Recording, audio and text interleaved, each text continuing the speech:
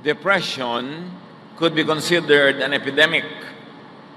It is about feelings of severe state of low spirits caused by loss of hope or courage, severe sadness. Marami mga tao sa mundo ay may malalim, grabing lungkot, called depression, at ito'y nagiging dahilan ng napakaraming hirap sa buhay. Dealing with depression, yours or other people's depression. Panginoon, turuan niyo po kami na kilalanin ang aming mga sarili, pati ang aming kapwa, at makilala namin at maunawa ang malalim na lungkot na nagiging suliranin at bigat ng maraming buhay. Turuan niyo kami, Panginoon, na ito ay tapunan ng liwanag sa iyong salita at sa gawa ng iyong anak na si Jesus. At nang sa ganoon ay kami makalaya at maging kami man ay maging kasangkapan ng pagpapalaya mula sa depression sa maraming tao. Be our speaker, lead us, teach us, cleanse us, O God, so we can receive your powerful blessing in the name of your Son, Jesus. According to the World Health Organization studies in 2016, 350 million people worldwide suffer from depression. And statistics in 2005 says 15% of depressed people will commit suicide. Over 800,000 people die due to suicide every year around the world. And it is the second leading cause of death globally among 15 to 29 years of age. This is alarming. Napakaraming tao ang sobra ang lungkot at 15 bahagdan ng mga nalulungkot na ito, according to statistics, will commit suicide. At higit na 800,000 tao ang nagsusuicide taon-taon, at sa Japan lang, mahigit 30,000 tao ang nagsusuicide taon-taon. At sa buong mundo, nakakabahala, ang pagpapakamatay ang pangalawang dahilan ng kamatayan ng mga kabataan from 15 to 29 years old. At sa Pilipinas, kumusta naman ang depression? Lingid sa alam ng marami sa atin, sa kabila ng maraming ngiti at mga festivals, the Philippines has the highest incidence of depression in Southeast Asia. At least 4.5 million Filipinos are considered to be depressed. And as many as 7 Filipinos commit suicide every day. Noong 2011, according to the World Health Organization, 16% of Filipino students aged 13 to 15 had seriously considered suicide, and 13% had actually attempted suicide. Sa Visayas, lalo sa Cebu, the highest seekers of counsel are high school students and wives of OFWs. Ito isang epidemic na halos hindi nahahalata, hindi napapansin, at kung minsan ay ayaw kilalanin dahil may kasamang stigma o negative image. What are the causes of depression in the Philippines according to studies? Karamihan, family and social issues. Di pagkakaunawaan sa pamilya at sa mga kaibigan, relationship and bullying among teens.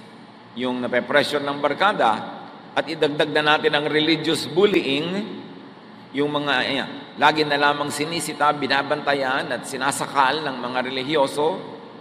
Natural disasters, of which we have abundance of, ay dahilan din ng napakaraming depression. Depression ng mga survivor at depression ng mga social workers at ibang kamag-anak na nagsusuporta sa mga survivors. According to studies, one great cause of depression in our country is traffic and poverty, including academic work. Paano ba nalalaman at nasusukat o nahahalata ang depression? What are the signs and symptoms of depression na dapat nating matyagan? Marami at iisa-isahin natin ang ilan doon. Subalit hindi naman kung meron ka nito ay depressed ka na, pero kung meron, ito ay isang sign ng posibleng depression, lalo't hindi naagapan. Lack of energy, loss of appetite, even constipation. No interest in work or other favorite activities. Poor or too much sleep, or too much appetite or too little of it. Weight loss or weight gain na biglang-biglaan. Extreme irritability. Lagi mainitin ang ulo kahit maliliit na bagay at hindi makayang pigilin ang galit. Anxiety and restlessness. Laging balisa, laging may kinakatakutan or fixation on the past. Ayaw nang limutin ang nakaraan, lalo ang mga maling nangyari. Thoughts of death or suicide. Even disabling fatigue. Yung laging pagod na wala nang magawa ng may gana. Difficulty concentrating or making decisions. Unexplained aches and pains. Mga sakit ng ganito at sakit ng gano'n na hindi makita ng doktor kung bakit. Madalas, ito ay resulta o sintoma ng mental illness called depression. How do we deal with depression?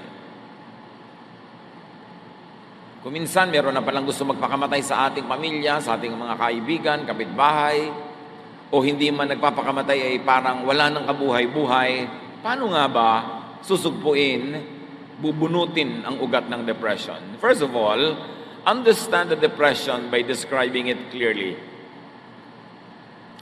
Unawain ang lungkot na ito sa pamamagitan ng malinaw na pagsasalarawan in vivid detail to a trusted person perhaps, or even just to yourself.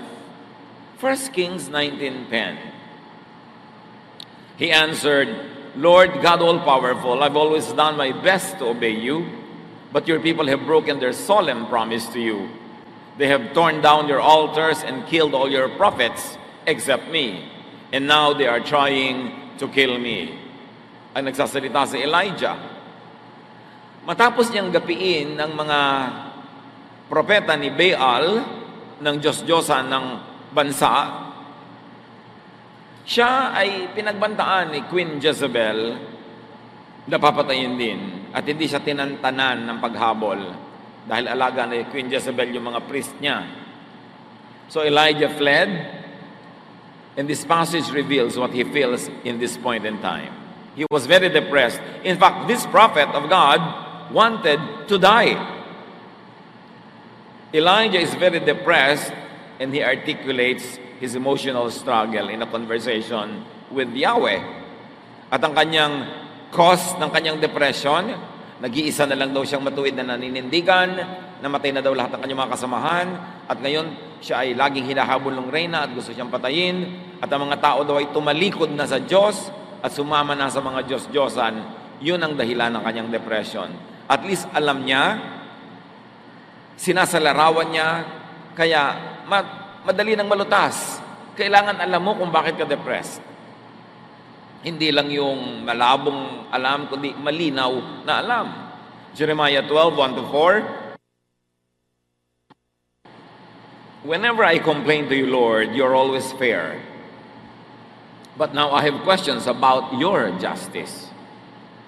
Why is life easy for sinners? Why are they successful? You plant them like trees and you let them prosper and produce fruit. Yet even when they praise you, they don't mean it. But you know, Lord, how faithful I've always been, even in my thoughts. So drag my enemies away and butcher them like sheep. How long will the ground be dry and the pasture lands parched? The birds and animals are dead and gone. And all of this happened because the people are so sinful. They even brag, God can't even see the sins we commit. Ito, depressed din ang propetang ito. Alam nyo ba na marami sa mga religious leaders ay depressed sa bigat ng mga dinadala, sa mga nadidinig ng mga suliranin, sa mga nilulutas ng mga suliranin ng mga tao, pinamimigitnaan ng mga hidwaan, sa dami ng mga gulo ng mga anak ng Diyos, sa mga mananampalataya, sa dami ng mga umuusig at nagbabatikos. Marami, in fact, according to studies, kahit sa Pilipinas, maraming religious leaders are seeing psychiatrists. Kasi mabigat ang dala. Itong si Jeremiah was depressed, and he expresses the cause of his depression Kaya pala siya labis-labis na nalulungkot at nade-depress. Bakit daw yung masasama ang umaasenso? Bakit daw yung masasama ang sa sarap ng buhay? At yung mga makadiyos tulad niya, ang siyang nahihirapan. At ito ay idinaing niya, sinabi niya ng walang kagatol-gatol kay Yahweh. So alam niya kung bakit siya depressed. At sinasabi niya yon. Knowing the enemy is important in overcoming it. Knowing what depresses you is important. Kung meron sa atin, naway wala. But according to statistics, meron dapat. Kung meron sa ating nade-depress, unawaing mabuti kung bakit. Alamin ang dahilan. Sabihin mo sa malinaw na salita, kahit sa sarili mo lang manalamin ka, nalulungkot ako, nade-depress ako kasi ganito, ganon. At kahit na yung dahilan mo ay walang kwenta sa tingin ng iba, may kwenta yun sa'yo, kaya ka nga nade-depress. Katulad dito, itong si Jeremiah, ang mismong ikinakadepress niya, sabi sa Diyos, nasa na inyong katarungan? Bakit ganon? Yung mabubuti ang nagdurusa, yung mga masasama, sila itong nagpapasasa sa saya sa buhay. Hindi siya nahiya sa Diyos na aminin na nade-depress siya doon. At tinatanong niya sa Diyos yung ganong tanong, hindi siya nahiya at tinanong niya talaga. Kahit naman hindi mo itanong, alam naman ng Diyos na tanong mo yun bakit itatago mo pa? Kaya mahalaga, inilalabas. Understand the depression by describing it clearly. Then identify the causes of depression. Una, inuunawa mo kung ano ito, at pagkatapos, ano ang pinagmumulan. Depression is not only something people have, but also something people do.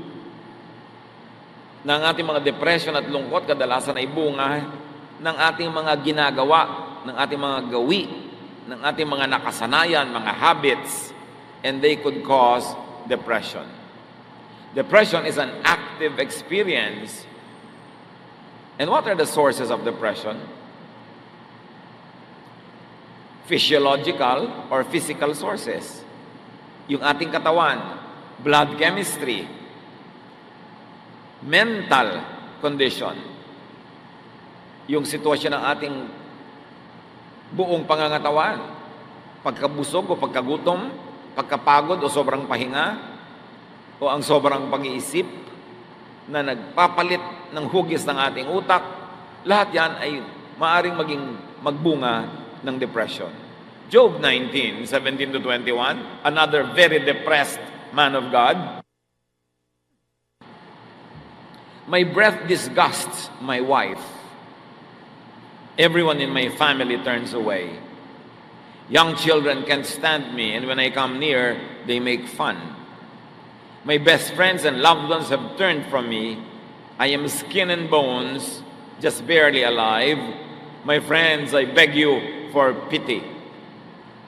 Alam natin ang kasaysayan ni Job, dumaan sa pagsubok, naghirap, nagkasakit, nagbutot balat, nabalot ng galis, itinakwil ng kanyang mga kaibigan, mga kamag-anak, ng mga kakilala. Yun ang dahilan ng kanyang depression. At ito ay merong physical reason. May mga tao na de-depress pag nananalamin. Hindi nila gusto ang kanilang nakikita. Merong nade-depress sa mga nangyayari sa kanilang katawan. Pagka may umiidad ang mga tao, kuminsan nade-depress din dahil bakit lumihina na yung katawan nila, nakakaramdam ng ganito at ganyan, nakakakosya ng description. So, itong ginawa na pagde-describe na ito ni Job was very helpful in analyzing his situation. It described the physical condition of Job, which drove him into depression. Kaya dapat nag-iingat-ingat tayo sa pagsasalita. Kumisan may babaeng o lalaking hirap na papala sa pagpapapayat. Tapos pag nakita mo pa, sabi mo, hoy taba, alika nga dito. Tatawagin mo pang gano'n, na-depress tuloy. Mamaya, nagbigti na. Dahil lang sa katabilan mo at hindi kataklesahan ng iyong bibig. May mga sinasabi tayo kuminsan na nakaka-depress sa tao. Hirap na yung isang ina na kachuchutor ng anak niya para maging honor student. Tapos sabi mo, hoy, bakit 3 taon ka na sa grade 1? Manahimik ka na lang kung naobserbahan mo yung ganang mga bagay. Kasi ang salita natin ay nakakapagpalala ng matinding kalungkutan at paghihinagpis ng ating kapwa. Pag-iingatan natin yan. Another source of depression, aside from the body, is emotional or mental sources, like guilt. Kaya maraming relihiyoso, depressed, kasi walang ginawa yung religion, kundi sila ipag-guiltihin. Or misplaced shame. Hiyang-hiya sa mga bagay na hindi naman nakakahiya, pero hiyang-hiya. Or fears and suppressed feelings. Marami kasi, nag-exercise sila ng social control over domineering parents, sobrang mahihigpit ng mga magulang at mapagkontrol halimbawa ng mga anak, sobrang mahihigpit at mapaghusgang mga religious groups. Pag napasali ka sa mga ganito, nasusuppress yung feeling mo. Gusto mo magsaya, hindi ka makapagsaya. Gusto mo magbihis ng ganito, hindi mo maisuot. Sikil na sikil ka. Pagka yan nagpatuloy at naipon ng naipon, nagiging depression. Legalistic and dogmatic religiosity could cause grave negative emotions. Mas marami nagsusuicide na relihiyoso kaysa yung mga taong hindi relihiyoso. Kasi sikil na sikil. Akala nila galit ang Diyos na sumasaya, ayaw ng Diyos nang natutuwa ka sa buhay, kaya lagi nilang inililihim, itinatago ang tunay nilang nadarama, ang nangyayari na de-depress. Kaya si Jesus ay nagagalit sa mga relihiyosong taong sobrang magpahirap sa mga tagasunod sa kanila. Binibigyan ng mga impossible expectations. Matthew 23:4, sabi ni Jesus, ang ganito daw ng mga religious leaders, they pile heavy burdens on people's shoulders and won't lift a finger to help. Sa 1 Samuel 18:6-11, dito ay i-describe kung paano pinuri ng mga babae sa Israel ang mga nagawa ni David sa giyera, na insecure tuloy itong si Haring Saul. David had killed Goliath, the battle was over. As the enemy went along, women came out of each Israelite town to welcome King Saul. They sang, Saul has killed 1,000 enemies, David has killed 10,000. This song made Saul very angry, and he thought, they are saying that David has killed 10 times more enemies than I ever did. Next, they will want to make him king. Saul never trusted David again.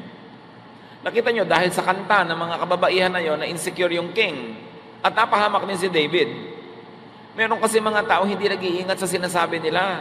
Huy, bakit ang ate mo mas mataas ang grade kaysa sa'yo? Nakaka-depress ka na pala. Bakit mas maganda siya kaysa sa'yo? Bakit ganyan? Yung mga pinsan mo successful, ikaw hindi. Comparisons. So these women were comparing David and Saul. Verse 10, the next day the Lord let an evil spirit take control of Saul, and he began acting like a crazy man inside the house. David came to play the harp for Saul as usual, but this time Saul had a spear in his hand. Saul thought, I'll pin David to the wall. He threw the spear at David twice, but David dodged and got away both times. So meron daw masamang espiritu na pumasok dito kay Saul, kaya sinikap niyang sibatin itong si David 2 ulit. Hindi lang nga siya nagtagumpay. Pero kung nagtagumpay siya, napatay niya.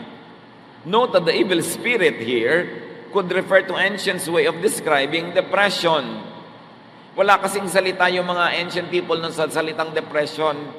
So sa kanila, pagka yung nade-depress yung tao, gumagawa ng mga bagay na ngayon ay alam natin ginagawa ng depressed people, sinasabi nila, may masamang espiritu. Hindi laging literal ang masamang espiritu. Kulang lang sila ng kaalaman sa siyensya para i-describe clinically yung nangyayari.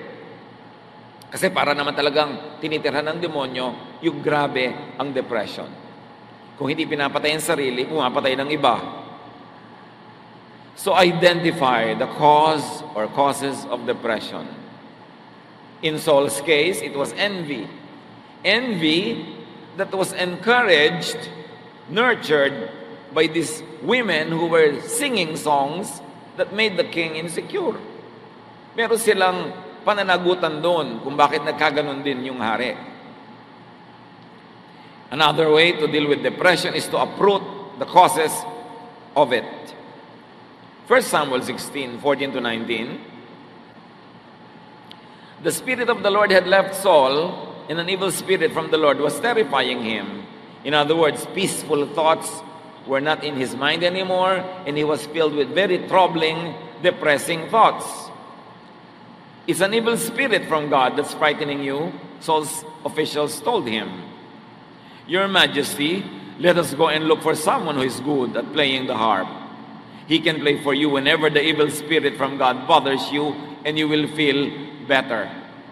Dito maraming naguguluhan na nagbabasa ng Biblia, bakit daw pinapayagan ng Diyos yung evil spirito na maglabas-masok kay Saul? Terminology nga ng mga sinaunang tao for depression. So nung umalis sa kanya ang matino at tahimik na pag-iisip, syempre ang pumalit, magulo at violent na pag-iisip. At sabi ng kanyang mga tauhan, maghahanap po kami ng musikero, yung magandang tumugtog. At pagka kayo ay ginugulo ng espiritong yan sa inyong utak, tutugtog siya at kayo mapapayapa. All right, Saul answered. Find me someone who is good at playing the harp and bring him here. A man named Jesse who lives in Bethlehem has a son who can play the harp, one official said.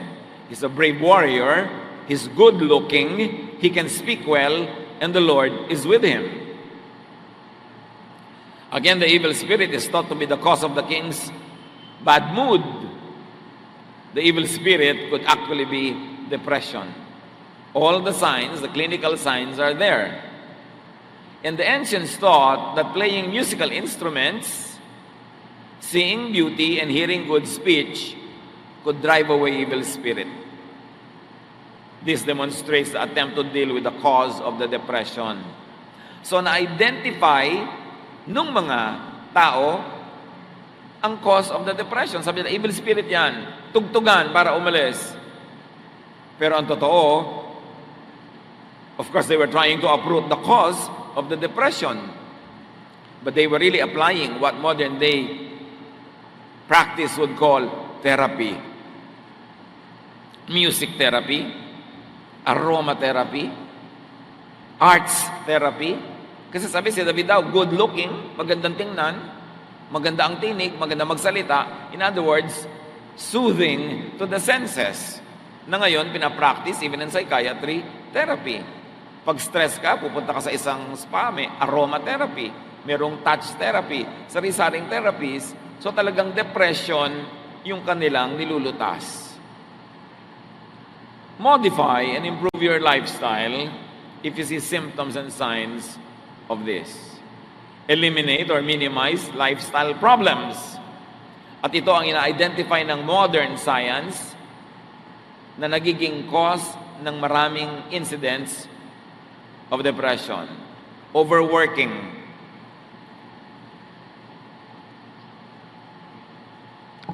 Yang walang tigil na pagtatrabaho, nakaka-depress. Hindi mo na alam, depressed ka na pala. Kaya inutos ng Diyos, kailangan may pahinga bawat linggo. Huwag kang magmimintis ng pahinga. Pag nasobrahan ka ng pagod, pwede ka ma-depress. Lack of exercise. Yung laging ayaw kumilos, laging tinatamad, laging nakatihaya, nakataob, nakatagilid, nakatiwarek. Pwede yan mga kandidatang ma-depress. Kasi dapat ikinikilos mo ang iyong katawan para mag-circulate ang iyong dugo. Procrastination. Yung lahat ng gusto mong gawin sa buhay na inuurong mo, pinapabukas-bukas, nagigilty ka rin sa kalooban mo na hindi mo nagagawa yung trabaho, nai-stress ka na marami kang unfinished work. So procrastination o pagpapaliban ng dapat gawin can also cause depression. Imbalance spirituality.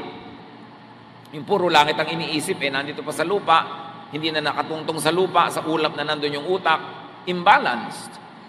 And unresolved stressors like separation from loved ones, isolation due to rejection, repression or suppression of inner feelings, guilt, fear, lahat ng yan, mga sakit ng utak. Know and solve the cause. Proverbs 12:25-26, worry is a heavy burden, but a kind word always brings cheer. You are better off to do right than to lose your way by doing wrong. So ano daw yon? Worry is a heavy burden. Pag worrier ka, tendency, madedepress ka. Walang ginagawa kundi mag-alala, mag-isip, matakot, mangamba. Pero sabi, yang mabuti, mabait, magandang salita, nakakapagpasaya. So may nagwo-worry na nga, pagpasok mo, dadagdagan mo pa. Hindi siya sumaya. Lumala ang kanyang nararamdaman. You see the ministry of words? With the words that we say, we can hurt or heal people. We can encourage or discourage. We can be a blessing or a curse. Kaya maganda, iniingatan ng salita, binibitawan yung mabuti, mabait, nakakapagpasaya, nakakapagpatibay ng loob, hindi nakakasira ng loob. And this Proverbs 12 is a warning against worrying. And it's a prescription to hear and say kind words. Not only to hear, but also to say. Pag tayo ay nagsasalita ng mababait na mga pananalita, nakakapagpagaling ng damdamin, nakakapagpasaya, nakakapagpatahimik, tayo may nakikinabang kasi tayo man ay natatahimik at napapayapa. Ang hindi alam ng mga mahilig manakit sa pamamagitan ng salita ay una na nilang sinasaktan ng sarili nila bago pa man nila masaktan yung kanilang kausap. Because you keep what you give away. Ang ginagawa natin sa kapwa, tumatalbog at bumabalik sa atin. Kaya ang bawat pananakit natin, nasasaktan din tayo. Meron tayong Espiritu ng Diyos na nakatira sa ating puso na pag may ginagawa tayo at sinasabing hindi maganda, ay una nang nasasaktan yung Espiritong nasa ating puso. Tayo ang unang nadadawit. Tayo ang unang nasasaktan. Proverbs 23:4, be wise enough not to wear yourself out trying to get rich. Sa niya, magpakatalino, huwag mong gasgasin ang iyong sarili sa pagpapayaman. Hindi ito warning against getting rich. It is warning against wearing yourself out trying to be rich. Hindi yung pagyaman ang minamasama dito, kundi yung pagpatay mo sa sarili mo, yumaman ka lang. Kaya kailangan, balanse pa rin. Kahit ka nagsisikap, may pahinga ka, meron kang entertainment, meron kang relaxation, at meron kang giving, meron kang charity, balance ang buhay mo. Proverbs 23:19-21. Listen, my child, be wise and give serious thought to the way you live. Don't associate with people who drink too much wine or stuff themselves with food. Drunkards and gluttons will be reduced to poverty. If all of you do is eat and sleep, you will soon be wearing rags. Again, this is an exhortation for lifestyle change. Yan, piliin mo yung mga kasama. Huwag ka sumama sa mga lasenggo, sa mga sobrang masisiba, mga matatakaw. Walang ginawa kundi mag-inuman, magkainan, ipaghihirap mo yan. Sabi ganun, kung tulog ka lang ng tulog, ang susunod mong isusuot at ibibihis, basahan, maghihirap ka. So it's an exhortation to change lifestyle by changing a social life, by changing friends. So eliminate and minimize lifestyle problems. Meron tayong mga depression na dala-dala ng ating social life, dala-dala ng mga uri ng tao na ating sinasamahan at inilalagay sa ating mundo. Another way to resolve depression is to resolve conflicts. Deal with troubled relationships.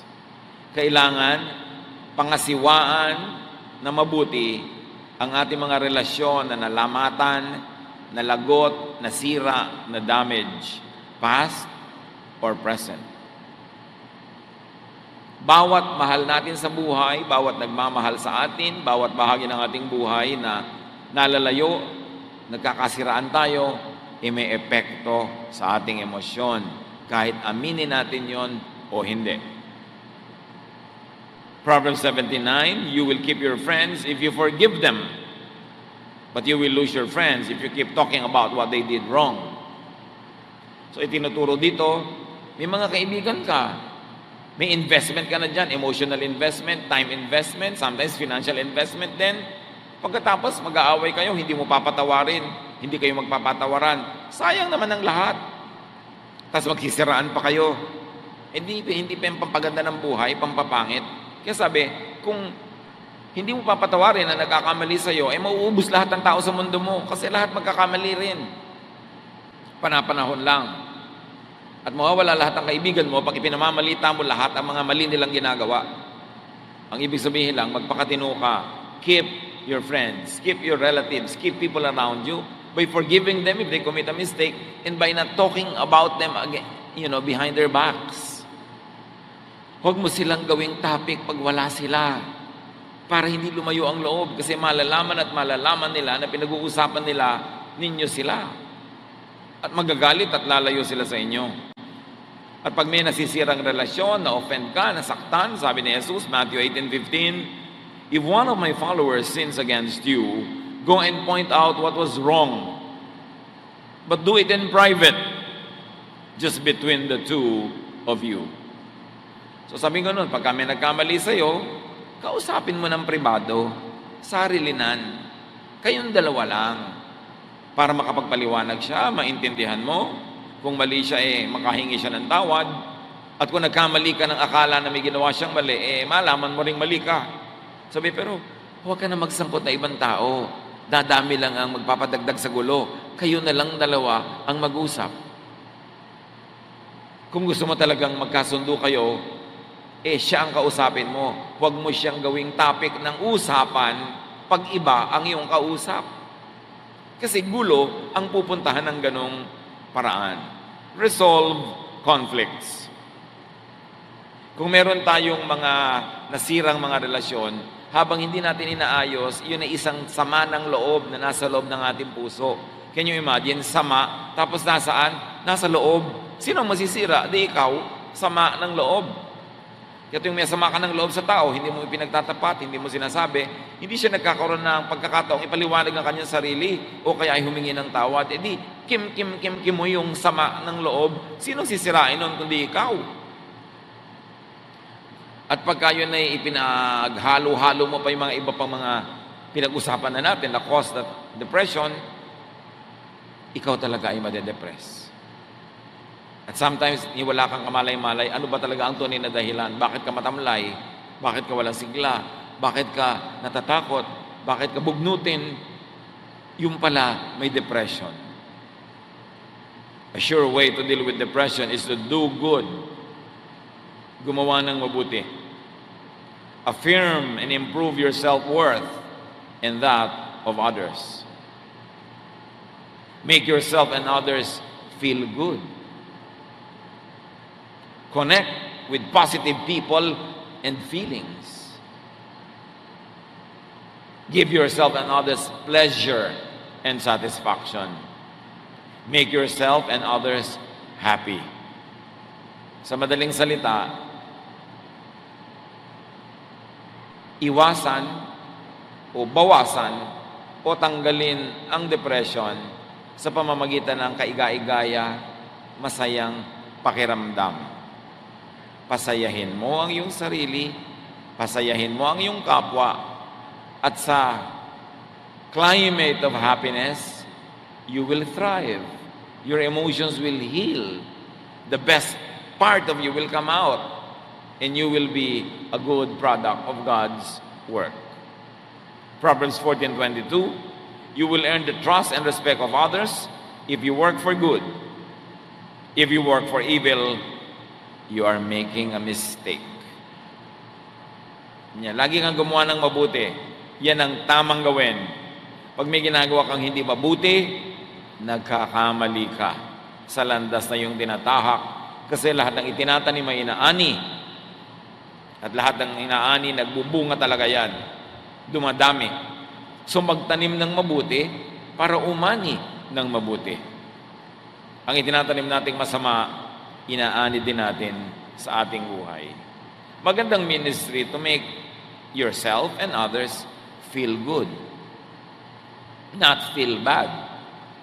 May mga tao, gifted sila at making people feel bad. Pinapalungkot, nilalait, minamaliit, iniinsulto, kinakawawa, sinasaktan. Hindi yun ang makadiyos na paraan ng pamumuhay at pakikipagkapwa. Sabi sa Ecclesiastes 8:15, so I think we should get as much out of life as we possibly can. There is nothing better than to enjoy our food and drink and to have a good time. Then we can make it through this troublesome life that God has given us here on earth. Sabi niya, alam niyo kung ano ang aking natanto? Dapat matanggap mo mula sa daigdig, mula sa buhay, mula sa langit, ang lahat ng pwede mong matanggap na magagandang bagay. Wala nang hihigit pa na karanasan kaysa masarapan ka sa iyong pagkain, sa iyong iniinom, at masayahan ka sa dumadating at dumaraang oras. Sabi ganon, pag masaya ka, pag nag-e-enjoy ka, malalampasan mo ang lahat ng hirap dito sa mundo. Sabi, napakahirap ng buhay, sabi ni Solomon, maraming pagsubok, maraming sakit, pero kailangan, para ka mag-survive, may enough deposit ka of happiness in your heart. Kasi maraming magwi-withdraw dyan. May mahal ka sa buhay na mamamatay, mayroong magkakasakit, may mapapahamak, may mapapariwara, mayroong mabibigo, at pwede mangyari rin yun sa iyong buhay. Pwede kang malugi sa negosyo, dapuan ng sakit, madapa, masagasaan, pwede kang iwan ng pinagtitiwalaan mo, iwan ng, o kaya dayain ang iyong pinagtiwalaan. Ang daming pwedeng hampas na dumating sa buhay na ito. Kaya sabi ni Solomon, dapat marami kang inipong saya sa loob ng puso mo. Tuwing kaya mong kumuha ng saya, ilagay mo kahit maliit lang. Pwede kang magsaya, ilagay mo. Meron kang pasayahin, pasayahin mo para marami kang deposit. Dahil hindi titigil ang universe ng kawi.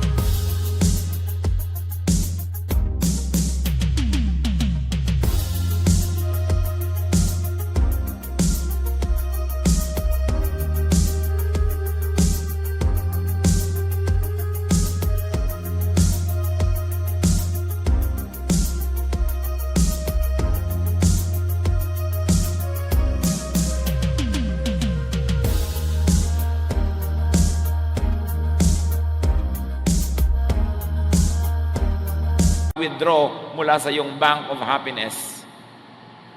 Kung ang konti-konti ng iyong inilagay, inimbak na kasiyahan sa puso mo, sa puso ng iba, ayun, pag dumating ang mga paghirap ng buhay, mga pagsubok, naglalakad sa breakwater, nagtitirintas, wala namang buhok. Nakatingin sa malayo, walang tinatanaw. Hinahanap si Crispin at si Basilio kasi hindi na kaya ang mga dagok ng buhay kasi walang inipon na saya. Kaya mga kapatid, kung may nakikita kayong taong nagsasaya, huwag niyong itaboy, huwag ninyong pigilan. Kasi hindi niyo alam kung kakalampas-lampas lang niya sa trahedya at ngayon lang siya nakaka-recover. Tulungan niyo siyang magsaya. Pero siyempre, sa pagsasaya naman natin, not at other people's expense.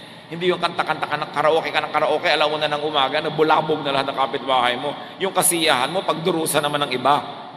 Dapat, meron ka ring respeto sa sarili. Pero yung pagsasaya natin na hindi naman tayo nagnanakaw sa iba ng kanilang katahimikan, kapayapaan at kasiyahan, Solomon, the wisest man ever, prescribes that. So niya, tuwing kaya mo mag-enjoy ka. Kasi maraming panahon ng lungkot. Maraming panahon ng pagdurusa. So yung pwede ka magsaya ka na. Kasi pag pagdurusa time, hindi ka pwede magsaya. So dapat pag may chance, samantalahin. Do good. Pleasure is an antidepressant. Happiness is an antidepressant. Daig pa niya ng mga pills na nabibili mo pagka meron kang kasiyahan. Kaya, pinipiliin mo rin yung kasama mo sa buhay, yung masaya din kasama. Hindi yung pagkasama mo, ang lungkot-lungkot yung dalawa kasi wala na siyang ginawa kundi magreklamo, umatungal, manira, mamintas, puro negative, mahahawa ka doon. Siyempre, sa mga grabbing depression, seek a spiritual counselor or a specialist doctor. And that is to rule out physical causes and to conduct therapeutic counseling. Pag may nade-depress, ang unang-unang ginagawa ng trained counselor, makipag-interview at alamin kung yung kanyang depression ay chemical or physical. Bago sabihin na yun ay spiritual o emotional. Nai-eliminate. Sabi sa Proverbs 28:26, it is foolish to follow your own opinions. Be safe and follow the teachings of wiser people. So dapat magpa-counsel ka sa spiritual counselor, sa clinical counselor, para malaman kung ano ba talaga yung gumugulo sa iyong buhay. At huwag kang mahiya na magpa-counsel. Pagka nakakakita ka na ng buwan doon sa tasa, pag nakakarinig ka na ng mga umaawit sa iyong tenga na wala naman, kailangan mo ng counselor at huwag kang mahiya, huwag mong itago yan kasi you need help. Hindi mo pwedeng pagalingin ang sugat kung tatakpan mo. Kailangan mo siyang tanggalan ng takip, ibunyag, ihayag, langgasin kahit mahapdi, linisin para gumaling. Pero yung tatakpan, mabubulok sa loob. Kaya kung tayo nade-depress, dapat nating sabihin sa isang napagkakatiwalaan o sa isang spiritual or clinical counselor para tayo matulungan kung hindi na natin kayang tulungan ang ating sarili. People who want to stop taking medication must first consult their doctor. I want to emphasize this kasi may mga tao na mga depressed, meron silang mga iniinom na gamot, kung minsan may biglang magka-counsel sa kanila, ay itigil mo ang pag-inom ng gamot. Kailangan itatanong mo sa doktor yan bago mo itigil, huwag kang makinig kung kani-kanino. Kasi may mga tumitigil na biglang nasisira ang chemical balance ng kanilang katawan at biglang tumatalon mula sa building. I have a friend who jumped from a building in Europe kasi he was taking antidepressant treatments. In-advise lang siya bigla ng kanyang weight consultant, yung nagpapapayat sa kanya, na itigil ang mga ganito, itigil ang mga ganon, itinigil naman niya, yung pala, naggrabe na ang depression na nangyari doon sa tao at tumalon sa building. One of the finest persons I know on earth jumped off a building and died because of improper medical advice. Lalong-lalo yung mga pagtitigil ng gamot o pag-inom nito, kailangan professionals ang tinatanong natin tungkol dyan. Meanwhile, most treatments in the Philippines of psychiatric or depression issues are medical and chemical instead of kind words. Di ba sinabi na sa Bible? Kind words. Kind words can heal. Correct words, encouraging words, faith, belief in God, fellowship with fellow believers. Nakakagaling yan. Pero madalas, sa mga professional sa Pilipinas, resetahan ka na lang ng gamot. Binibili mo, may instant relief. Meron ka talaga napapala agad. Pero ang tunay na nagtatagal ay yung kind words. Yung pagbuo muli ng kalooban na nasira, na nabasag, na nahati, na nawasak. Kasi temporary lang yung relief na nanggagaling sa chemicals o mga gamot. Napakadali namang, uminom ka nito para ka makatulog, para hindi nakita problema. Pero yun lang ba talaga ang paggagamot, lalong-lalo sa mga may sakit sa pag-iisip? What are the ways to overcome depression? One, of course, is biologically based intervention. Yung pinag-uusapan natin, paggagamot, medicine. This involves prescription of antidepressant drugs. May instant relief under proper medical advice. But another way is the interpersonally based intervention, which was the ministry of Jesus. Hindi lang binabago ang chemistry ng iyong blood through medicine o food, binabago ang takbo ng iyong isip, which is actually more important and more powerful. Listen and talk to change negative ways of thinking. Pag negative kayo mag-isip, negative ang buhay, nakakatakot ang buhay, walang kwentang mabuhay, gusto ko nang mamatay, gusto kong pumatay, gusto ko siyang sirain, gusto kong manggiba ng mga tao, pag gano'n ka na mag-isip, kailangan mo ng makakausap na matino. Better kung professionally trained. Best kung clinically trained na spiritually developed pa. Tulad ni Pastor Gami, ang ating main counselor sa ating pamilyang day by day.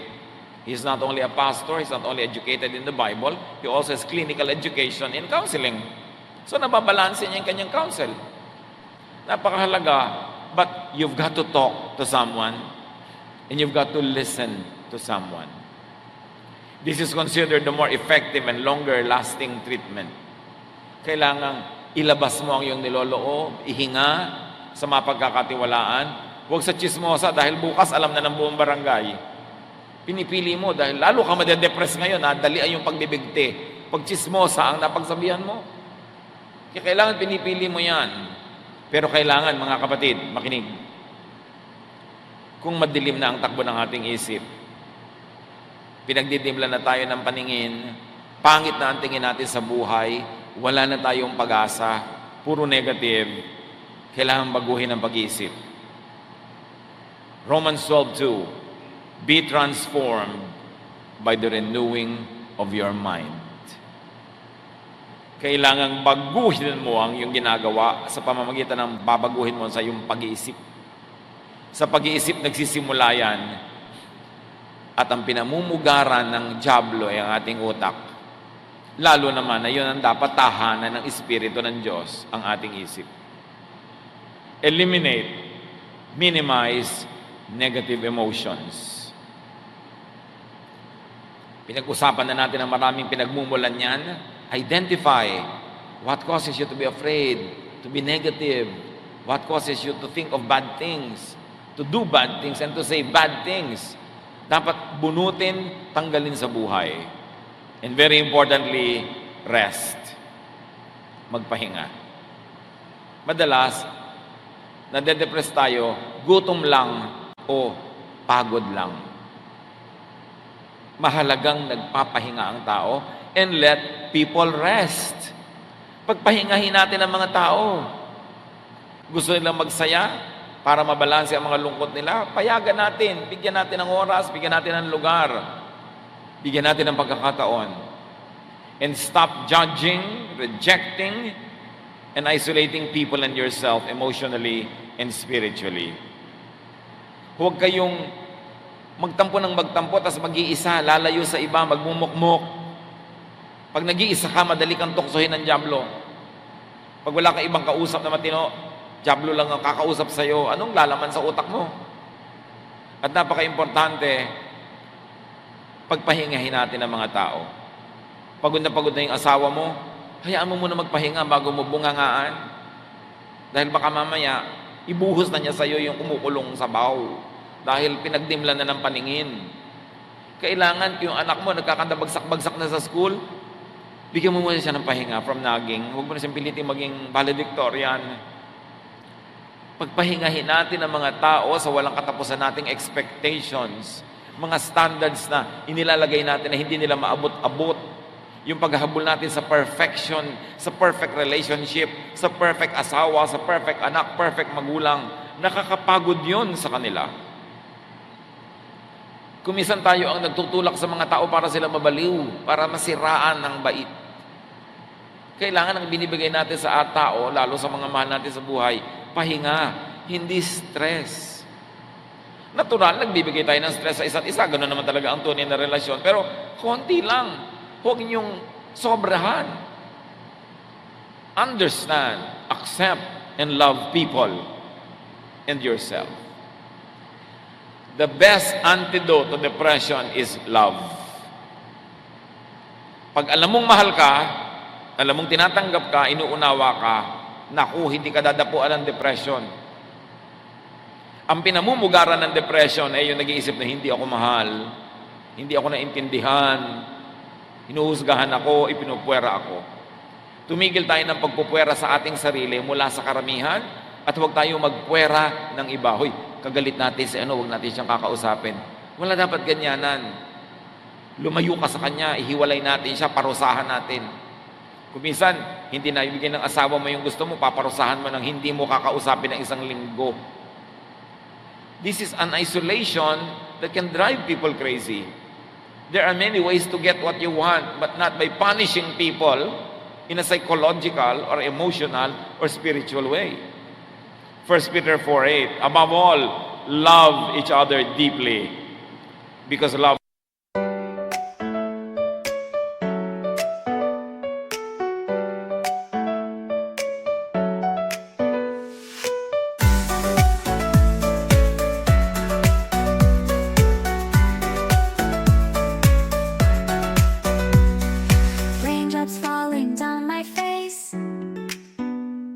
like tiny tears in a happy chase, hopping through the puddle sea,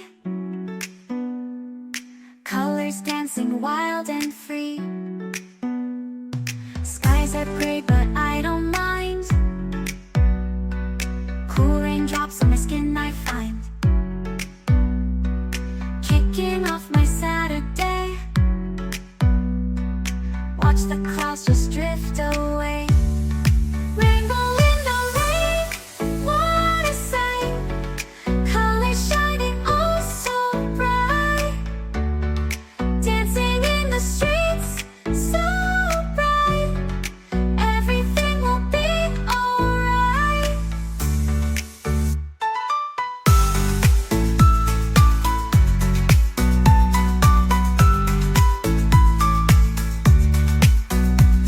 Umbrella spinning, twirling round,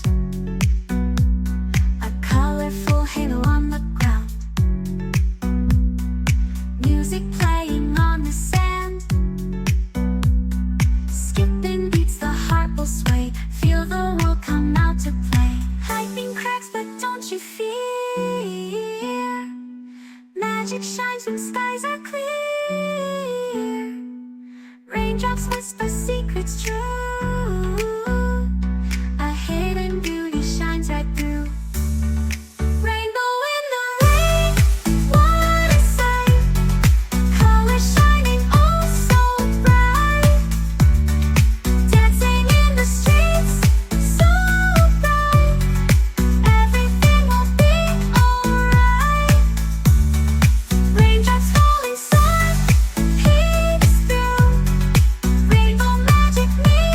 Raindrops falling, sun peeks through, rainbow magic, me and you, smiling faces, hearts alight, everything will be alright.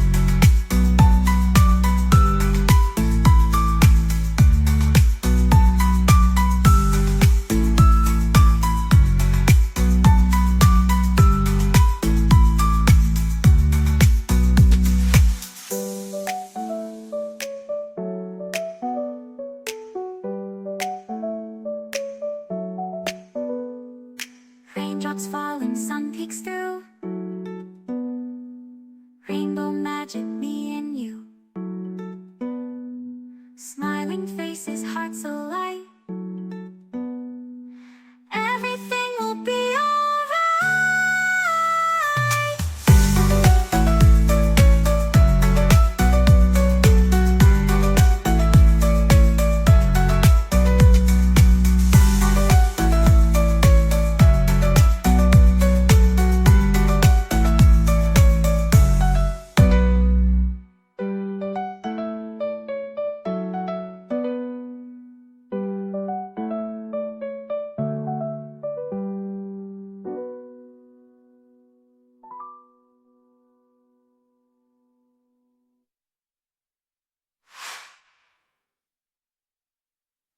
Covers over a multitude of sins.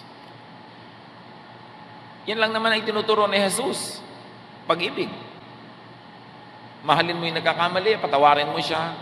Mamahalin ka rin niya, papatawarin ka rin niya. Tahimik ang mundo.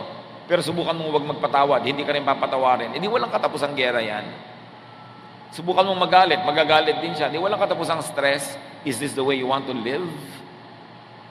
Dapat nababago ang ating pag-iisip, ang ating lifestyle, ang buhay natin araw-araw dahil kay Jesus. Dahil sa pag-ibig niya, hindi tayo dapat laging natatakot.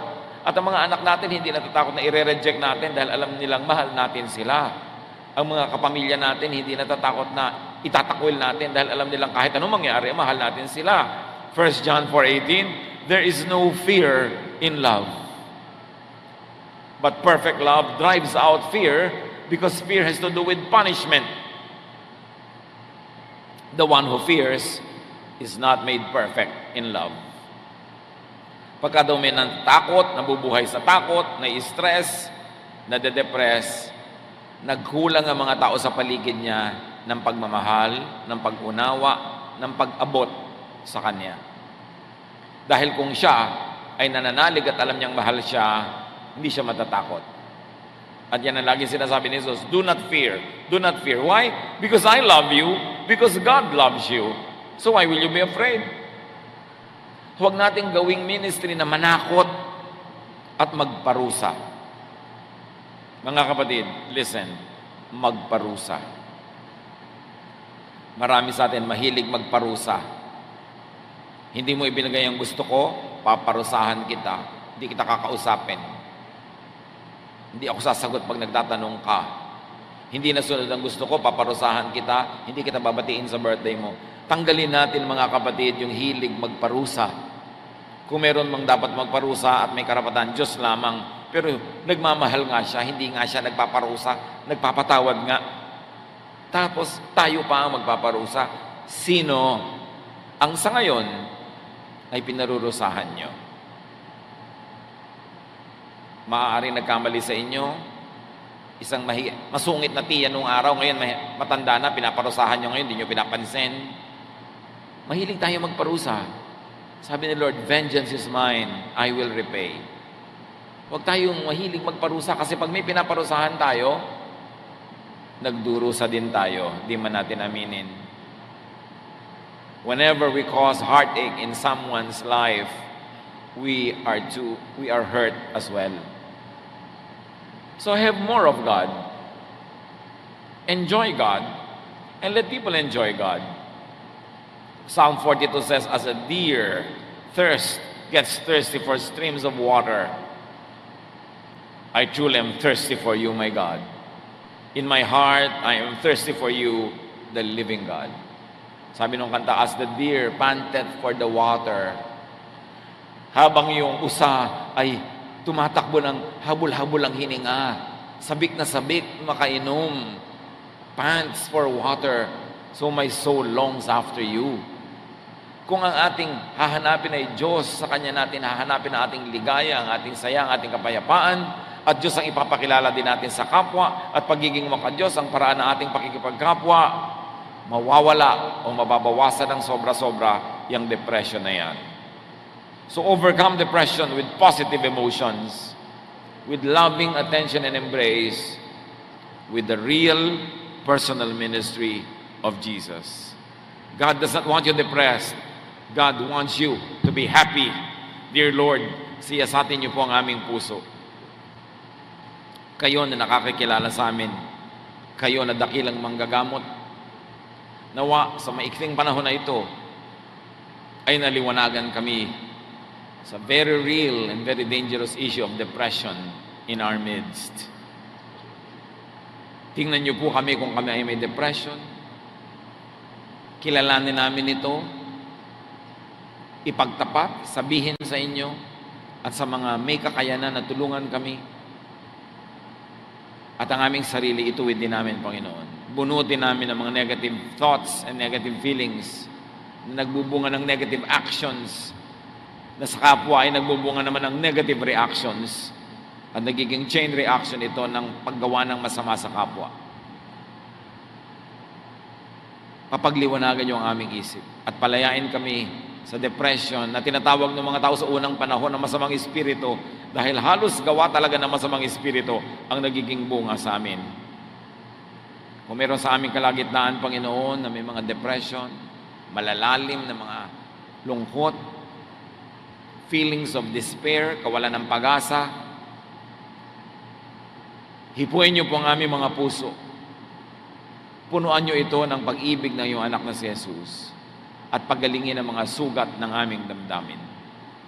I like to pray for those who have any form of depression.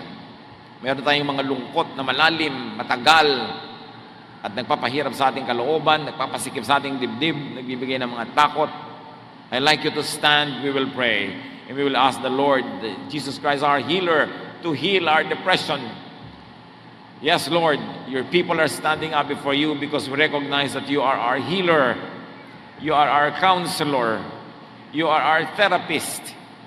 At nais naming unahin ay ilapit sa inyo ang tunay na nilalaman na aming puso, ang tunay naming niloloob sa mga depression, mga lungkot, mga fears, feeling of hopelessness, feeling of tiredness, emotionally and spiritually.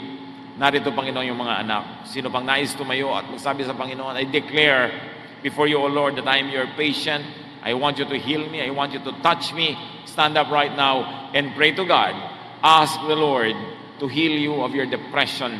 Ipagtapat kung ano ang nadarama, saan ito nagmumula, kilalanin na ito ay dapat paalisin at itakwil niyo sa inyong buhay sa ngalan ni Jesus. And later on, we will pray together. But right now, seek God's counsel. Seek God's touch. At ilapit ang mga nagiging bunga ng ating depression.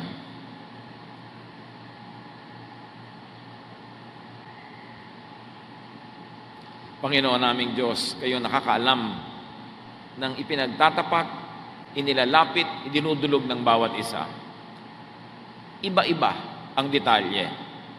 Pero isa lang ang tunay na pinagmumulan nito, Panginoon.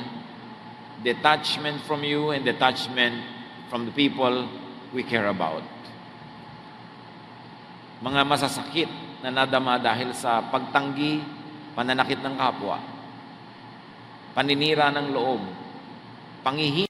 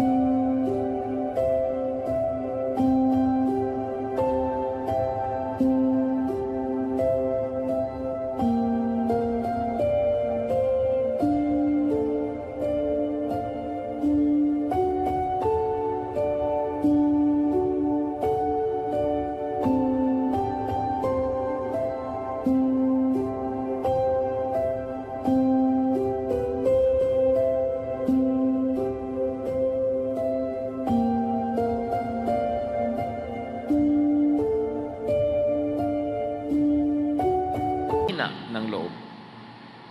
Panginoon, anuman na nagpapalungkot, nagbibigay ng takot, alalahanin o bigat ng damdamin sa iyong mga anak, Father, in the name of Jesus, your Son, we rebuke and drive away. And we open our hearts to your healing, to your love, to your touch. Hipuin mo, Panginoon, ang damdamin ng puso ng bawat isang ngayon ay lumalapit sa inyo. Palitan niyo ang bawat takot ng katiyakan at pananalig. Palitan niyo ang mga lungkot ng kasiyahan. Palitan niyo, Panginoon, ang mga kahinaan ng lakas at ang lahat ng kadiliman ng inyong makapangyarihang liwanag. Touch our hearts. Heal us of depression, O Lord, whatever form, whatever shape it may come. Lord, heal your people. Cover them with the blood of your Son, Jesus, and let the power of your resurrected Son be made real in the lives of your people. Magsiupo kayo, mga kapatid, at patuloy sa panalangin, dumulog sa Panginoon, at ngayon ay humiling kayo ng mga nais ninyong kagamutan, kagalingan, sapagkat siya'y nakikinig sa atin. Ilapit ang ating mga kahinaan at palitan ng Panginoon ng lakas. Ang ating mga pagdududa ay palitan niya ng pananalig. Ang ating mga kadiliman maging kaliwanagan dahil si Jesus ay liwanag ng sanlibutan. Lord, as your people remain silent before you, work in our midst. Move, O God. Heal your people. Stay in the Lord's presence in silent contemplation.